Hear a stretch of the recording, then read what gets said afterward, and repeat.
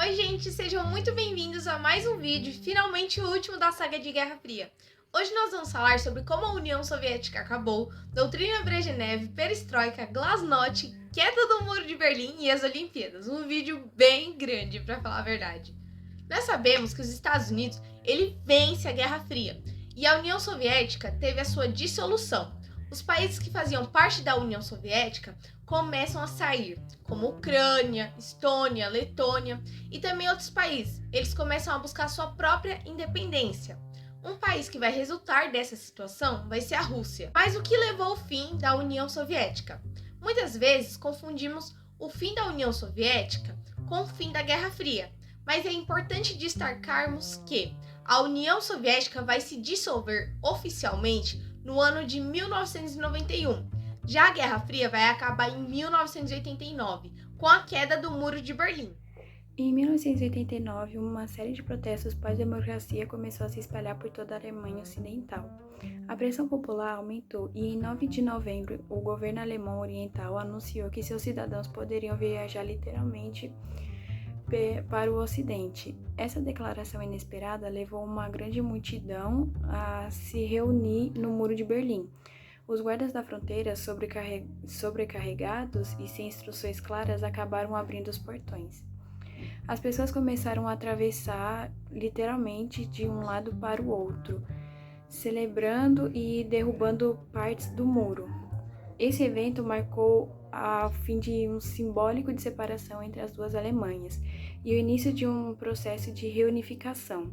Nos meses seguintes, o muro foi gradualmente destruído e em 1990 a Alemanha foi oficialmente reunificada como uma nação.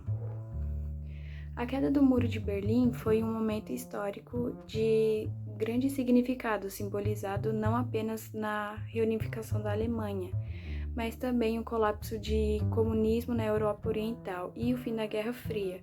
Esse evento teve um impacto duradouro nas relações internacionais e na história do século XX. Para entendermos como a União Soviética acabou, devemos voltar um pouquinho no passado, quando ela ainda tinha influência. No ano de 1962, vai assumir um cara chamado Leonid, mas a gente vai chamar de Leonardo, por parte da União Soviética. Ele vai preceder os outros governantes da União Soviética, como Stalin. Esse governo vai priorizar muito a indústria bélica, ou seja, o investimento prioritário em armamentos para continuar competindo com os Estados Unidos na corrida armamentista, que nós já mencionamos a respeito.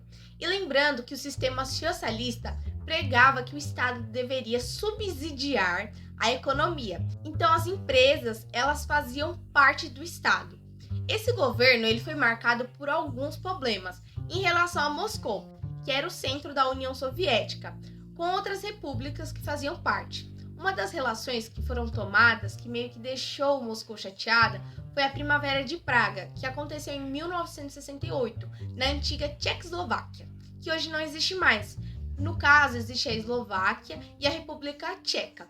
Na Tchecoslováquia, o presidente que assume, ele começa a proporcionar reformas que iriam, de certa maneira, contra as ideias do socialismo. Ou seja, nós não vamos entrar muito no assunto da Primavera de Praga por ser um assunto muito extenso, mas dando continuidade, as atitudes da primavera vão desagradar muito Moscou e o Leonardo vai criar uma doutrina chamada Brezhnev, que era um apoio militar dado para garantir as fronteiras, ou seja, uma maneira de você assegurar sua área de domínio. Em 1979, temos a Guerra do Afeganistão, que também já mencionamos. Em meio de todas essa guerra, também vamos ter as Olimpíadas. Voltando para os anos 80, em 1982, chegando ao término da Guerra Fria, até que no ano de 1985, apoiado tanto por militares quanto por políticos, vai assumir Mikhail Gorbachev. Ele é um presidente mais liberal. Então a parte mais conservadora da União Soviética começou a reparar que não tinha mais como sustentar uma economia com um país fechado, como a Letônia, porque a União Soviética ela garantia o sustento delas e colocava dinheiro, diferente dos Estados Unidos, que emprestou dinheiro para aqueles países se reerguerem e criar uma independência. Imediatamente, Gorbachev vai começar algumas reformas. A primeira delas vai ser a retirada das tropas do Afeganistão. Aquela guerra não tinha fim. A União Soviética não ia ganhar, então eles decidiram retirar as tropas, porque não tinha mais necessidade de morrer tantos militares. Uma coisa interessante, que ainda faltando forças militares, Gorbachev vai reduzir os investimentos do setor bélico e também do setor militar. Além disso, temos a aproximação da Europa, ou seja, começa aquela necessidade de vender produtos, que antes não existia, mas também vai haver negociações com os Estados Unidos pela primeira vez durante toda a Guerra Fria, que era de limitar e orquestrar os limites da produção de armas nucleares, ou seja, a entrar em um acordo ao longo do governo do Gorbachev. Vai implementar duas coisas muito importantes, que são a perestroika e a glasnost. Duas reformas extremamente importantes. A perestroika tem o significado russo de reconstrução, que promoveu efetivamente uma reconstrução no país e principalmente na sua economia. Ou seja, vai influenciar diretamente na política econômica. Glasnost, significado de abertura, principalmente na abertura política para a própria sociedade, ou seja, você passa a ter mais liberdade de expressão, passa a ter a possibilidade de ter novos partidos e começa a acabar o monopólio do Partido Comunista, que era o único partido que existia até então. Mas isso significa que a glasnost, a perestroika, agradou todo mundo?